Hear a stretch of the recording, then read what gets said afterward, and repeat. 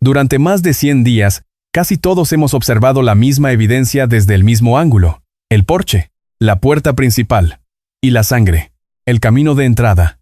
Y la hipótesis de que Nancy Guthrie fue sacada de su casa y trasladada de inmediato a un vehículo. Pero, ¿y si hemos estado mirando en la dirección equivocada? ¿Y si el indicio más importante no estaba donde comenzó el rastro de sangre? ¿Y si la clave está en el lugar exacto donde ese rastro se detuvo?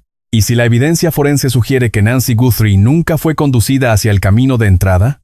Hoy analizamos una hipótesis que ha cobrado fuerza en los debates recientes entre investigadores y criminólogos que estudian este caso. Una teoría que podría transformar por completo la manera en que entendemos los últimos movimientos conocidos de Nancy fuera de su hogar. Si este tipo de análisis te hace reflexionar y quieres seguir de cerca cada avance en este caso, suscríbete y activa la campana de notificaciones. Cada reacción y cada comentario ayuda a mantener el nombre de Nancy Guthrie visible y a que esta investigación no caiga en el olvido. Este análisis se construye desde una perspectiva técnica y rigurosa, basada en el estudio profundo de investigaciones criminales complejas y en cómo se construyen los casos reales desde adentro. En este espacio desglosamos sucesos reales bajo esa misma mirada investigativa y sin concesiones, sin adornos, sin ruido, sin rodeos.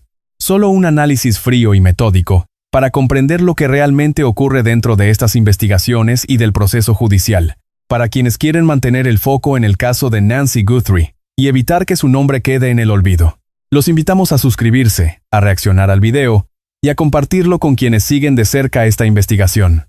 Entremos de lleno en el análisis. Desde el principio, la gran mayoría de las personas asumió un escenario aparentemente lógico y directo. Nancy Guthrie es secuestrada dentro de su propia casa, la sacan por la puerta principal, la trasladan a lo largo del sendero, la introducen en un vehículo cerca de la entrada, y después, simplemente desaparece sin dejar rastro. Es una reconstrucción lógica y aparentemente sencilla, y precisamente por su simpleza, casi nadie llegó a cuestionarla. Sin embargo, los casos suelen resolverse cuando alguien decide cuestionar las certezas. No porque las hipótesis establecidas sean falsas, sino porque pueden cegarnos ante otras posibilidades que merecen ser exploradas. Uno de los indicios más debatidos en este caso ha sido la sangre hallada junto al umbral de la entrada. Sabemos que esa sangre estaba allí, y que los peritos forenses dedicaron horas a analizarla con detalle. Las fotografías de la escena del crimen demuestran que el foco pericial no se limitó al porche, sino que se extendió más allá del sendero. Esto plantea un interrogante fundamental. ¿Qué buscaban exactamente? La sangre no solo revela que existió una agresión física, también puede narrar el movimiento de una persona, indicando la dirección y el sentido del desplazamiento. Revela cambios de posición, alteraciones en el paso, incluso pérdida progresiva de control físico. Los investigadores dedicaron incontables horas a analizar estos patrones, porque cada gota contiene una fracción de la verdad. Ahí es donde arranca esta hipótesis. Ciertos debates especializados recientes se centraron en un detalle que casi todo el mundo había pasado por alto. No la sangre del porche ni la del umbral de la puerta, sino manchas localizadas mucho más adelante en el camino. Concretamente, lo que parecía indicar un posible cambio de dirección en el desplazamiento. Es necesario aclarar que nos movemos en el terreno del análisis interpretativo, no ante un hecho científicamente verificado. Pero si el patrón de goteo seguía una línea y cambió de rumbo antes de llegar al vehículo, el escenario adquiere una dimensión completamente distinta. ¿Por qué? Porque sugeriría un desplazamiento que se desvió de la ruta que se había asumido desde el principio. En lugar de avanzar hacia la entrada de vehículos, donde supuestamente esperaba el automóvil de los captores, el trayecto parece haberse desviado bruscamente hacia un sendero lateral que bordea la propiedad. Y si esta interpretación resulta ser correcta, cambia absolutamente todo lo que se ha asumido hasta ahora. ¿Qué implicaciones tendría esto? Que la teoría oficial comienza a desmoronarse. Si Nancy no fue trasladada directamente al vehículo aparcado en el exterior, se abre un abanico de escenarios nuevos y perturbadores. Quizás fue llevada cruzando la parte delantera de la parcela, para luego bordear el lateral de la propiedad. O tal vez el vehículo de huida estaba apostado en una calle trasera, y no frente a la fachada principal, o en un lateral de la vivienda. Quizá tuvieron que recorrer un trecho mayor hasta llegar a él. Es un punto que permanece sin resolver. Pero esto multiplica las incógnitas. Tal vez eligieron esa ruta deliberadamente para esquivar cámaras y evitar testigos. Alguien que pudiera estar vigilando la fachada principal de la casa desde el exterior. Alguien que tuviera razones concretas para querer pasar inadvertido. Alguien que quisiera evitar a toda costa ser visto pasando frente a la casa de Nancy con un vehículo. Incluso se ha especulado con que las puertas traseras, halladas abiertas de par en par, pudieran haber sido parte de una maniobra de distracción, diseñada para desviar la atención mientras el verdadero movimiento ocurría en otra dirección. Y para ser precisos, nadie sabe con certeza si algo de eso ocurrió realmente. Por el momento, no existe ninguna evidencia pública que confirme esta hipótesis, pero podría ofrecer una explicación coherente a una pregunta que muchos continúan haciéndose hoy en día. ¿Por qué no se registra ningún movimiento sospechoso de vehículos frente a la casa de Nancy durante el tiempo del secuestro? Si el captor utilizó una ruta completamente distinta, esa ausencia de actividad vehicular tendría mucho más sentido. Insistimos, es solo una teoría, pero es una teoría que merece ser tomada en serio. Y un detalle que muchos investigadores aficionados siguen analizando tiene que ver con la conocida grabación del Porsche. En un momento específico de esa grabación, el sospechoso parece desviar la mirada hacia un lateral de la propiedad. Durante meses, ese instante ha sido objeto de debate. ¿Qué estaba mirando exactamente? Tal vez miraba a alguien, tal vez a un vehículo, o quizá estaba verificando una ruta de escape, o simplemente algo captó su atención. Un ruido, un movimiento. Nadie tiene la respuesta definitiva. Pero si la teoría del rastro de sangre resultara ser correcta, ese gesto cobra una relevancia completamente distinta, porque la dirección de esa mirada coincidiría con la misma zona general donde los investigadores centrarían su atención posteriormente. No es una prueba concluyente. No determina culpabilidad, pero es otra pieza de este rompecabezas que merece ser analizada con rigor.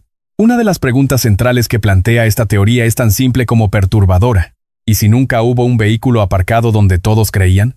Es natural imaginar al sospechoso accediendo por el camino de entrada, subiendo a Nancy al vehículo y huyendo del lugar. Pero ¿qué ocurre si el sospechoso evitó precisamente eso? ¿Qué ocurre si el vehículo estaba oculto mucho más lejos? ¿Qué ocurre si evitó deliberadamente dejar huellas de neumáticos en zonas estratégicas? ¿Qué ocurre si conocía la ubicación exacta de las cámaras de seguridad y trazó una ruta alternativa de manera consciente? Estas preguntas adquieren especial relevancia al analizar el nivel de organización que evidenciaba el sospechoso. No era alguien que merodeaba por la zona por casualidad. Se presentó completamente encubierto, con el rostro y el cuerpo ocultos de la cabeza a los pies. Era alguien que comprendía cómo funcionan los sistemas de vigilancia, alguien que sabía evaluar los riesgos. Esto no significa necesariamente que se trate de un delincuente de alta sofisticación, pero sí indica que hubo planificación. Una planificación meticulosa y deliberada. Si esta teoría es correcta, implicaría que el agresor conocía la propiedad con un nivel de detalle muy superior al que se consideró inicialmente. Trasladar a una víctima de avanzada edad por una ruta alternativa requiere seguridad en el recorrido, y esa seguridad exige familiaridad previa con el entorno. La familiaridad exige conocimiento. Y ese conocimiento suele provenir de una de dos fuentes: la observación prolongada o la experiencia personal directa con el lugar. Por eso los investigadores siempre regresan a la misma pregunta fundamental. ¿Quién conocía esta casa? ¿Quién conocía este vecindario? ¿Quién conocía las rutinas, el entorno, los accesos? Porque la familiaridad con un lugar casi siempre deja huellas invisibles. Y aquí es donde quiero detenernos un momento para preguntarles algo directamente. Pensando en todo lo que hemos analizado hasta ahora, ¿creen que el sospechoso actuó solo o que contó con ayuda externa para conocer la propiedad y planificar la ruta de escape? Dejen su reflexión en los comentarios. Cada perspectiva distinta puede ser la que marque la diferencia en un caso como este. En definitiva, esta hipótesis no resuelve el caso por sí sola. No señala a ningún sospechoso, ni nos dice dónde está Nancy hoy, pero nos recuerda algo de suma importancia. Los casos se resuelven cuando alguien cuestiona lo que todos dan por sentado, cuando dejas de mirar hacia donde todos miran, y cuando te planteas las preguntas que nadie más se ha atrevido a formular. A medida que nos alejamos del día en que Nancy Guthrie desapareció, una certeza permanece absolutamente intacta. Alguien sabe qué ocurrió, alguien conoce el motivo, y alguien sabe dónde está Nancy hoy. Y tarde o temprano, la verdad termina por salir a la luz. Si quien cometió este acto está escuchando, y si Nancy ya no vive, su familia merece recuperarla. Merece cerrar esta herida. Siguen mereciendo respuestas claras. Y sobre todo, merecen la verdad. Y si Nancy sigue con vida en algún lugar, cada día que pasa importa. Cada hora es crítica. Cada minuto es un minuto más para su familia, para sus hijos y nietos, y para las incontables personas en todo el mundo, que continúan siguiendo este caso con la esperanza de que haya justicia. Mientras entramos en otro día más sin respuestas, sigamos manteniendo el nombre de Nancy Guthrie en el debate público. No dejemos de exigir la verdad. Sigamos presionando por la justicia que esta familia merece, con la esperanza de que la próxima pista sea la que finalmente lo cambie todo. Y antes de cerrar, una última pregunta para llevar a los comentarios. ¿Creen que el rastro de sangre apunta realmente hacia una ruta de escape distinta a la que todos asumieron desde el inicio? ¿O consideran que la hipótesis original sigue siendo la más sólida? Su análisis importa. Leeremos cada comentario. Si este contenido les ha hecho reflexionar, denle like, suscríbanse y activen la campana de notificaciones para no perderse ningún análisis. Cada gesto de apoyo ayuda a mantener casos como el de Nancy Guthrie en la conversación pública, donde deben seguir estando.